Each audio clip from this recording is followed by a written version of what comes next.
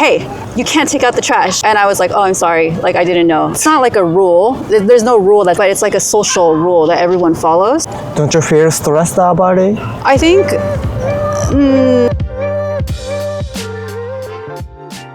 Welcome back my YouTube channel. Today I'm gonna ask the Silvie again. We're gonna talk about don't do in Japan. There are so many complicated rules in Japan, especially for you guys foreigners. Yeah. So what not to do in Japan as a foreigner, like as a tourist? I guess as a tourist, I think if you live here, you learn over time. There's like, I think Japanese people expect us to make mistakes. So they're more like lenient towards foreign people. Like, for example, just like taking out the trash on the wrong day, or like not just, they're fine with correcting us. And we shouldn't get offensive or like prideful about it. If we make a mistake, we should apologize. And one time I took out the trash on the wrong day because I didn't know the rules. And my neighbor was like telling me like, hey, you can't take out the trash today in Japanese. And I was like, oh, I'm sorry. Like, I didn't know. I didn't check because I just moved there. So I didn't know. But I think those are small things. I think there's a huge difference in the cultures. I don't think foreign people are going to understand everything when they come to Japan. Like, Japanese people are humble and they're quiet. And I think something that a lot of my Japanese friends complain about is like how loud foreigners speak in English, like on the train. How loud? Yeah. Oh, really? Yeah, so I think like, especially American people, I think we have like the worst reputation when we travel abroad, because Americans think everywhere is America. I mean, that's a stereotype, is like anywhere Americans go, they think that it should be like America. So usually like on the trains, everyone's quiet. And it's super quiet. It's not like a rule. There's no rule that says be quiet. It's an unwritten rule, yeah, right? but it's like a social rule that everyone follows. And I always hear like the tourists like very like speaking English like super loudly, and then Japanese people, I can feel Japanese people are like annoyed. Of course they're not going to say anything because it's not Japanese culture to just like confront people, but you can see they're like staring and glaring. And usually the tourists, they can't feel that. They don't read the room, so they can't really like understand that they're being annoying or they're being like rude. So I think that's probably just one thing, is like be mindful of just like look at your surroundings. What are Japanese people doing, and just copy them. Like all you have to do is just copy what Japanese people do, and most of the time you're not going to be breaking any rules. But I think, and I know like a lot of people say like, well, Japanese people break rules all the time, but there's very few foreigners in Japan. So if you're breaking the rule as a foreigner, like it's more obvious, like it's going to stand out more, because this is Japan. So like, of course there's going to be some Japanese people who break rules, but you don't want to like do that. Like, you should hold yourself to like a higher standard, because when you're in another country, you're representing your country. Like, even if you don't want to be a representative, you are, like, you can't reject that. So you have to be kind. You have to like follow the rules and show, like, try to be the best representative of your country if you can. Don't you feel stressed about it? I think no. I think everyone should have like a responsibility to be a good person. I'm not like trying to be good to please strangers, right? Like I'm not doing it because I want everyone to like me. Like, I know there's going to be some people who just don't like me as a foreigner. Like every country has people who don't like foreigners, right? So for me, it's just like I want to feel good knowing that I'm doing the best to be a good citizen. Okay.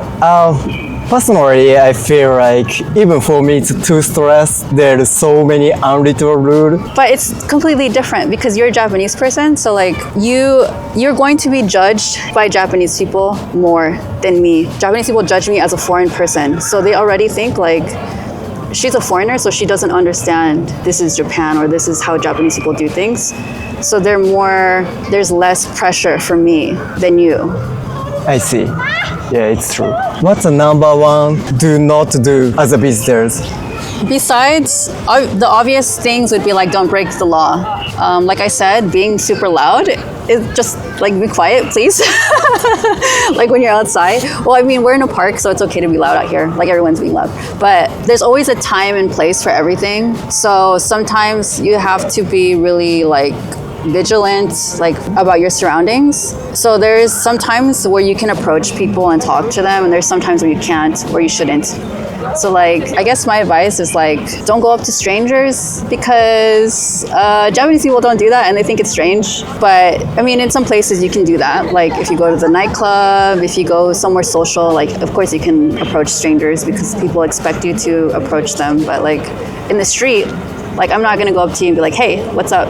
Because it's a little bit like, I think Japanese people get scared, or they fear. We don't usually do that. Yeah, so I think like this is something that like one of the reasons why the gaijin seat exists. You know, like Japanese people they don't really sit next to other foreign people. I mean, they don't like to sit next to foreign people on the train. It's called gaijin seat, and I think one of the reasons is they're afraid of like being talked to by the foreigners, because a lot of tourists will go up to this like stranger and start talking to them and asking them questions, or asking them like, I don't know where this place is, like asking for help, right? And they get scared because it's not normal in Japan to like come up to the stranger.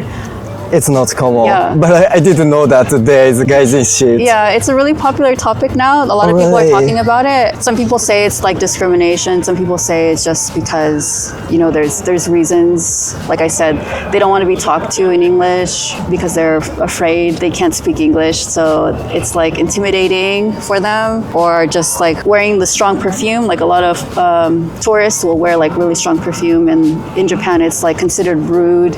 Like if you're wearing the really strong smell, things like that. I got it. So I don't know why the gaijin seat. I mean, there's many reasons why it exists, but I don't know why. I'm not a Japanese person, so I can't say the reason for everybody. Okay, already. Yeah. So like before I was doing YouTube, and I think like 90% of my viewers are like older Japanese men, like around 45 plus, so over 45. And they're very like strict about my opinions or about my behavior. They like to like, it's called nitpicking, like correcting things that don't need to be corrected. But those are people online. Like online people are like that. I think this is like not really a popular topic, but online there's a lot of bullying for like Japanese creators, like Japanese YouTubers or content creators. Like there's so many anti-comments. So I get a lot of those too. Ooh. But I'm not doing anything wrong. It's just there's a lot of people who enjoy to leave the hate comments in Japan. I don't know why. I can't explain why. It just happened. Yeah, it just happens to me sometimes. What's fear about Japanese people? Okay, Japanese man. Japanese man. I'm never going to know the real. I'm not gonna have all of the perspectives of what Japanese men are, because there's a specific type of Japanese guy who wants to speak to me, and usually the type of guy who wants to speak to me, they're interested in foreigners, or they lived abroad, or they speak English, or they want to learn English. Like there's some kind of interest in me. But I think regular Japanese guys, most in general, are interested in Japanese women because it's Japan. And you grow up and you're attracted to Japanese women and you want to talk to Japanese women. And me and Japanese women are very different. Like the way we look, the way we act, the way we talk it's like night and day. So I think you feel like you are alien. Yeah, kind of. I'm like an alien. So I don't have a negative perspective of Japanese guys. I've had a lot of negative experiences with Japanese guys, but I think it's because of where I met them. So like if you go to a nightclub in Japan, like going to the nightclub is not part of regular culture. Like in America, it's part of regular culture. Like people, like friends, like even my mom likes to go to the nightclub. Like it's just to hang out. But in Japan, the nightclub is seen as something that's kind of like dirty. Like it's like what those people like to do. It's not like regular people's enjoyment. So people go there to do nampa. People go there to find like one night love. If I go to the nightclub and I only meet that type of Japanese guy, then I'm going to have the very negative opinion about all of Japanese guys, right?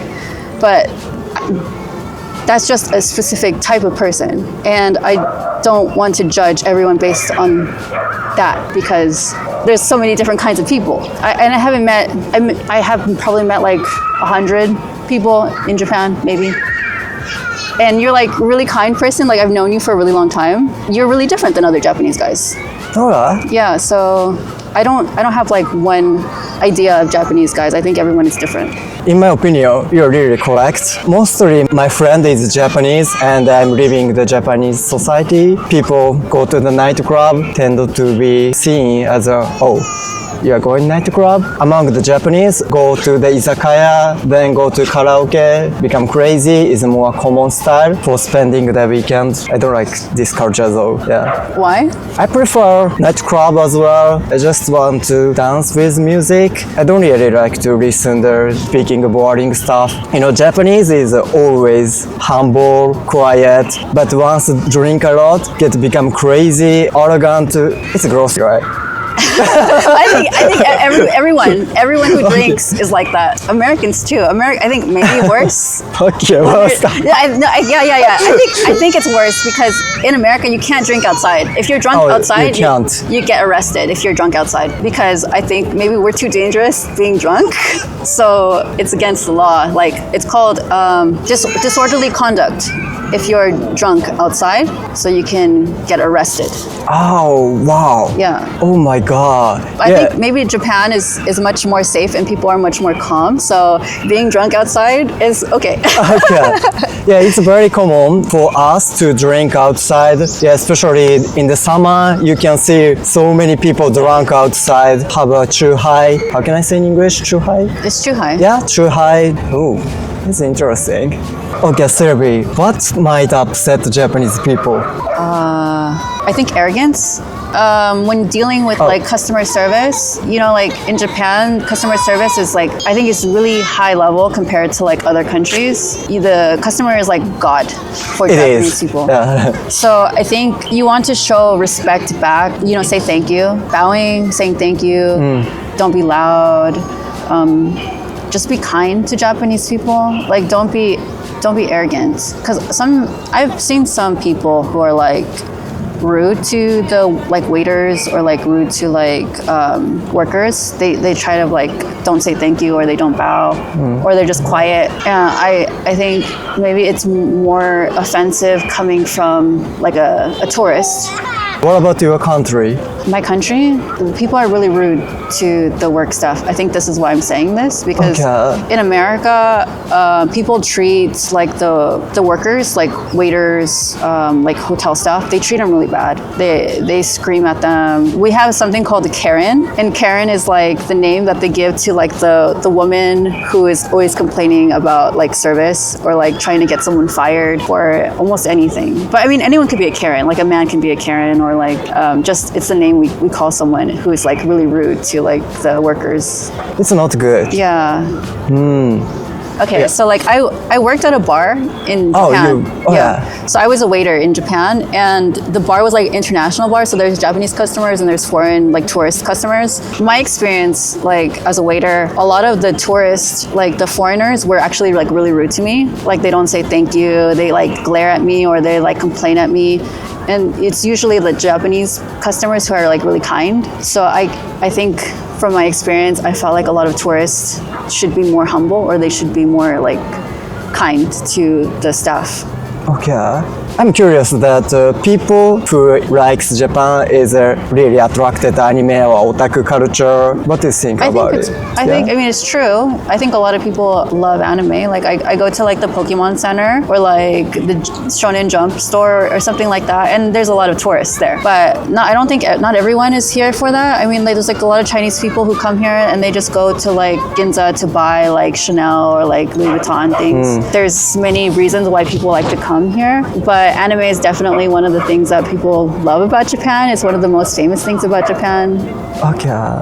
Not only Pokemon shop, I mean like a restaurant, cafe, always some specific place foreigner people get together. For Japanese, oh no, there are so many another good restaurant and cafe. I think people rely too much on like YouTube videos or like Instagram reels. I think like a lot of people will show one restaurant that's average, like not great, and then it gets really popular because it's a popular video. I think when I first came to Japan, I came here as I was a student and I was here just for vacation. I didn't watch any, like there was back then a long time ago, there was like no like content about Japan really. There's very little, like maybe only YouTubers, and I didn't research anything. I just went to like Saizeriya. Like I went to the nearest shop and I just went inside and I ate. And I think that's the best way to like enjoy Japan, is just like explore without having like doing the research, because a lot of times the things that people promote is because they're getting paid to promote it. So like there's a lot of like influencers, they do PR for like specific shops, so they get money to show this shop. And it doesn't mean it's the best shop. And also like you want to have your own like unique experiences. I think if you're like a tourist, I don't think that you want to be surrounded by other tourists, right? You want to enjoy Japan as Japanese people enjoy it, so it's better to explore. Yeah, and true. to like not go to like the really popular place. Go somewhere like here, like this place, there's no tourists here. No. But it's in Shinjuku. It's like really near all of the tourists. Like if we walk a Yeah, little it's the bit, center of Tokyo. if we walk 20 minutes, we can get there and it'll be packed with tourists. True. But here, there's none. And there's like a lot of good things here. There's like shops, there's like an onsen right there, and there's a cafe we were at earlier. Like people just need to explore more and not rely so heavily on like creators, like content creators. That's it for today. Thank you so much, Thank Silvie. I'll keep sharing our insights, habits, and what Japan is really like. If you find this is good, give me hit the subscribe button and thumbs up. Don't forget to check the Silvie channel. She's showing the Daily life in Japan. in Japan Yeah. as a poor person. Okay. Bye. I'm started. Oh yeah, bye.